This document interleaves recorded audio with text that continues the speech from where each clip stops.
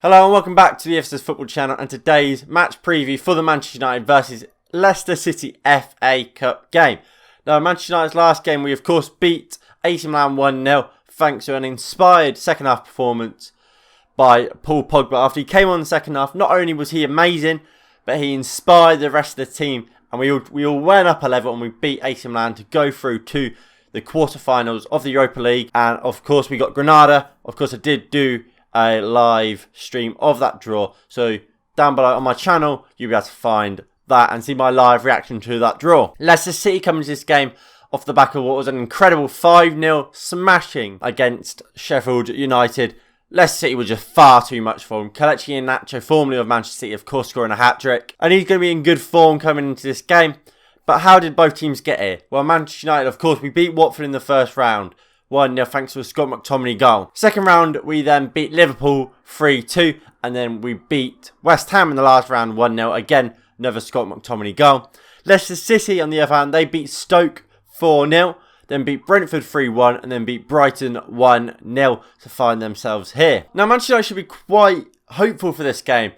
We've beaten them 2 out of the last 3 times we've played them, and in the league this season when we played them, we drew 3-3. However, we should have won that game. We conceded a last-minute goal, aka a Twanzebe own goal, that cost us 3 points, or 2 points, I should say. But we should be confident because we have shown that we can and should beat Leicester City. So today should be no different. Jamie Vardy is undoubtedly Leicester City's key player, and look, he will be a thorn in Manchester United's back line due to his best attribute, which is his pace, which is what he's been known for. He's amazing at running past defenders, even quick defenders. He wants to play in the last line defence, running behind. That's what our centre-backs are terrible at defending. So it's going to be an interesting game to see how Maguire and most likely Lindelof deal with that ball in behind. But regarding team news, Maddison is really Leicester's only doubt. However, Manchester United, we are without Eric Bailly, who looks like he will once again miss out. Paul Pogba, of course, he came on against AC Milan in the second half, was fantastic. Apparently, according to Ole Gunnar Solskjaer, he will only really be able to play a bit part role. So he will be on the bench, but will probably only be able to come on in the second half. Probably not even at half time and try and change the game from the bench. But obviously, we know he is capable of doing. Martial missed out on the trip to AC Milan. He's looking hopeful for the Sunday, and hopefully he will be able to play. Cavani, he's been in training and has been training. However, Cavani is refusing to play unless he's 100% fit. So this is where I want to have a little discussion about Edinson Cavani. We knew when we signed him he had a big injury issues. Now he's refusing to play unless he's 100% fit. Now, ordinarily, I wouldn't be too concerned about that. But sometimes you do have to play not fully fit. Like, potentially we could be without Martial in this game. Realistically, we need Cavani. But he's refusing to play, despite the fact he's probably, 80% fit? And this goes back to what I think I said a few months ago, that I don't think Cavani should have been given a new contract when we were originally speaking about it. And I think, luckily we didn't, and I think that's come true now. I don't think Cavani wants to stay here long term. I think he's going to be off in the summer, probably to Argentina. I think Boca Juniors want him, and now he's making sure he plays as little football really as possible, so there's not a chance he gets injured, so he can still play for Uruguay. So he can still play and will move to Boca Juniors at the end of this season. I don't think he wants to be here. And am I surprised he doesn't want to be here? Not really. He's a winner. He's played with the top of the top players. We don't have that at Manchester United, really. And as such, I don't blame him for wanting to leave. But he's not putting the team first. He's putting himself first, which is something I've blamed Rashford for not doing.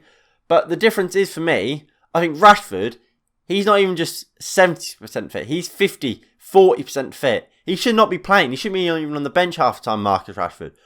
Cavani, by the sounds of it, could easily be on the bench, but he's not because he's refusing. And for me, that's not good enough. I think he's fed up. And I think we've seen that in some of his reactions, especially to Marcus Rashford. I'm not going to just single out Marcus Rashford, but he's the player that I can most remember Cavani being annoyed at. We look at that Liverpool chance where Rashford went through on goal, should have slipped it into Cavani, didn't. Cavani goes off in a huff, looks towards the manager. I think Cavani's fed up, And I think he wants to leave. And I'm not surprised he wants to leave. But I think he should be doing more for Manchester United. And look, do I think Cavani should be first choice striker? No, I don't. I've said that for a while. He should be second choice. He should be the sub striker for me. He's more than capable of being that right now. He was more than capable, apparently, to do that against AC Milan. From what Ole Gunnar Solskjaer has said, we're of course reading between the lines a little bit. But by the sounds of it, that was possible. But he's refusing because he's not fully 100% fit. And for me, I don't think that's good enough, really. If you're 90% fit, if you're 80% fit, you're good enough to play. Especially in games like that AC Milan game, which we had to win, and we had to rely on Mason Greenwood, who, look, he's a good player and played really well. But should he be the player we're relying on in a big AC Milan round of 16 to go to the quarterfinal? For me, not really. Anyway, that being said, let's get into this week's team. So this is the team I would play in this Leicester City game. So Dean Henderson stays in goal. It was a big consideration between him and David De Gea. I think David De Gea is our number one, should be our number one. And because of that, Dean Henderson stays in for the Cups. However, I wouldn't be too opposed to David De Gea starting this game, just getting a bit of game time back in his legs, back in his arms, before the big Premier League games come.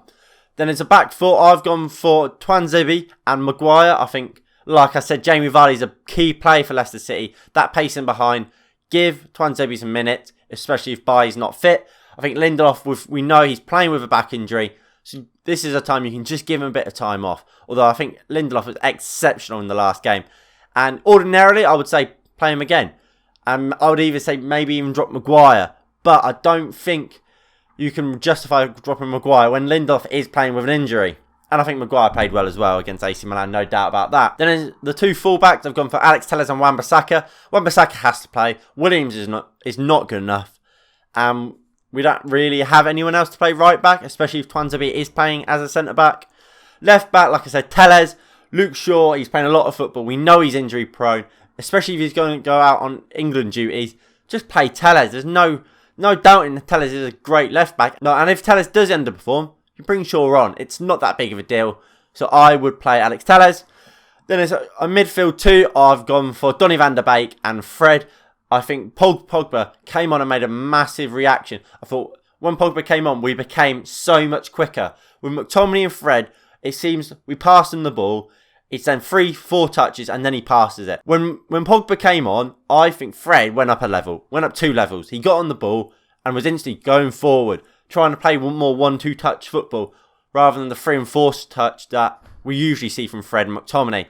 I think Donny van der Beek is capable of doing that. I don't think McTominay is really. I think McTominay slows us down. I don't think McTominay is very good.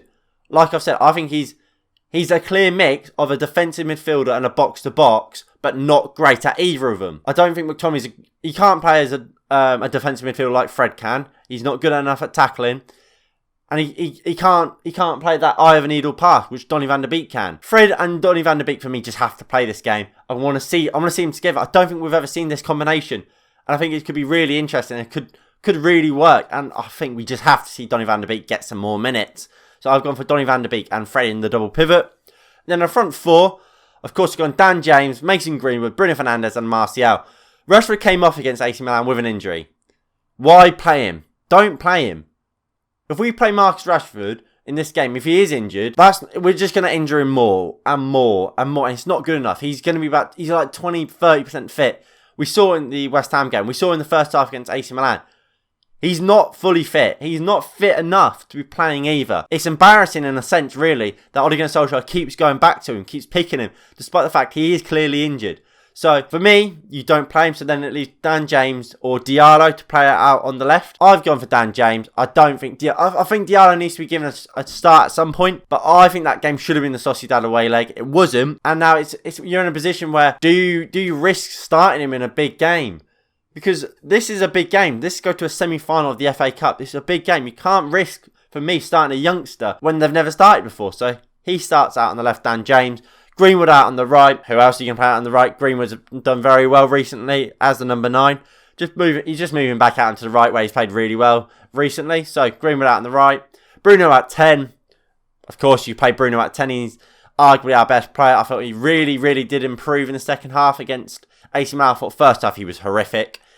And I kept saying, I don't think he was amazing all round. I thought he was better in the second half, though. I gave him a 5 on the player ratings because I thought he was just very wasteful. And look, with Donny van der Beek in the team, hopefully good players make good players better. And I hope that happens with Bruno Fernandes and Donny van der Beek in this game, like we saw in the AC Milan game with Paul Pogba coming on.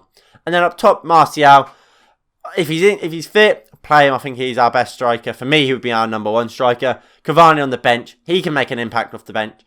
I think movement is so much more important when you're coming off the bench.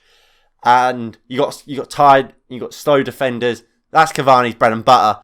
Get Cavani on in the last 10, 20 minutes when defenders are on their arse. We could see the best of it better to Cavani. And I think Martial, I think he's just a very, very good striker. I think he gets a lot of unwarranted and unnecessary criticism. So for me, Martial up top. However, this is the team I think Ole Gunnar Solskjaer will play. I think he will stick with Lindelof. I think he's proven that Lindelof and Maguire are his number 1 and number 2. So why would he drop him? Second of all, does he really trust Tuanzebe? I don't think so. And thirdly, he's proven that he doesn't care about players with injuries. So I wouldn't be surprised to see Lindelof play, even though I think it would make more sense to start Tuanzebe. I think we'll see McTominay and Fred in midfield. I think, again, he's proven he loves that double pivot. So don't be surprised to see it.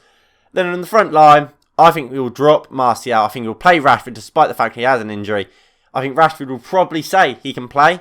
I think that's foolish from Rashford because he's clearly not fit.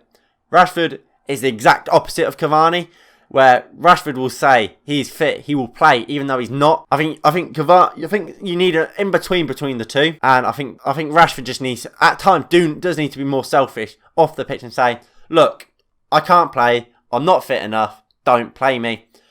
I don't think he will, like I say, so I think we will see Rashford on the left. I think he'll go Greenwood on the right. I think he will drop Dan James, and because I think he fancies Greenwood. I think Greenwood is playing really well. It'd be unfair to drop him in a sense. So I think he'll go with him on the right. And I think, of course, he'll go Cavani up top. I think he just loves Cavani. I think Cavani is the type of striker he thinks Manchester United need at the moment. I would disagree. I don't think he makes this team any better or any worse, really. But I think he will go with Cavani. And just about the game.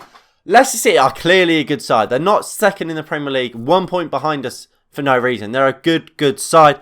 Like I said, they've got little to no injuries, really. And look, they're coming into this game off the back of what was a terrific result. Brendan Rodgers has them playing some absolutely amazing stuff at the moment. So don't be surprised if we see Leicester City really come at us and try and dominate the game, because that's what they'll try and do. However, I do think Manchester United will win this game. We're very good in the clubs. We usually get to at least the semi-final. We haven't got anywhere past the semi-finals, but we usually get to semi-finals. And I think we will again this year. I'm going for a 2-1 Manchester United win. Anyway, if you have enjoyed, please do hit the like button below and subscribe if you are new and you haven't already. Please do make sure you tune in to the watch along. I believe kickoff is at 5, so the watch along will start at 4:30. Of course, the details are on the side, as they have been for most of this video. Anyway, thank you all for watching, and I will see you all in the next one. In a bit. Peace.